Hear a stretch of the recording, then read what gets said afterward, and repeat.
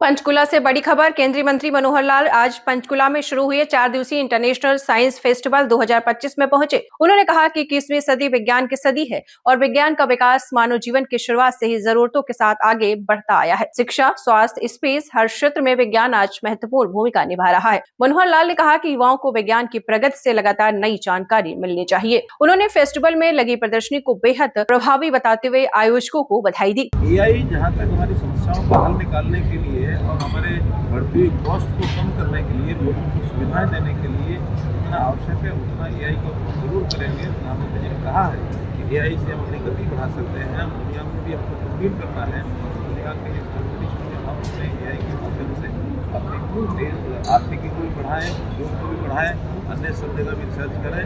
जितना ज़्यादा उपयोग करके मानव कल्याण के नाते करना है, आगे तक बढ़ाएंगे। प्रधानमंत्री का बात है, इससे निश्चित रूप से आत्मनिर्भर और 2047 तक भारत को बनाने में एआई का सर, इसरो और प्राइवेट सेक्टर अब मिल के साथ काम करने शुरू कर रहे हैं, किस तरह से देखते हैं इसको? क्योंकि प्राइवेट सेक्टर धीरे धीरे इन सब चीज़ों में आगे आ रहा है। मुझे तो पावर डिपार्टमेंट के नाते अपनी बात कह सकता है कि कह सकता हूँ कि न्यूक्लियर सिस्टम पावर जनरेशन का अभी तक केवल कांग्रेस के हाथ में है, लेकिन अभी इसी सेशन में, पार्लियामेंट के सेशन में बिल पारित कर रहे हैं, उसके लिए कुछ प्रावधान किए गए हैं ताकि प्राइवेट में जो अभी तक न्यूक्लियर पावर में नहीं आ रहे हैं उसको भी आने का मौका मिलेगा। क्योंकि प्राइवेट जितने प्रोजेक्ट हैं सरकार मिलकर के ही देश को आगे बढ़ा सकती है। केवल सरकार के माध्यम से सब चीज़ें करना ये संभव नहीं है। जिस तरह की गति चाहिए सबको मिल के करना होगा। तो विकसित भारत है, केवल सरकार का ही नारा नहीं है। इसमें हमने हर प्राइवेट एंटरप्रेन्योर को, सामान्य नागरिक को, सबको आह्वान किया है कि विकसित भारत के लिए सब्सिडी।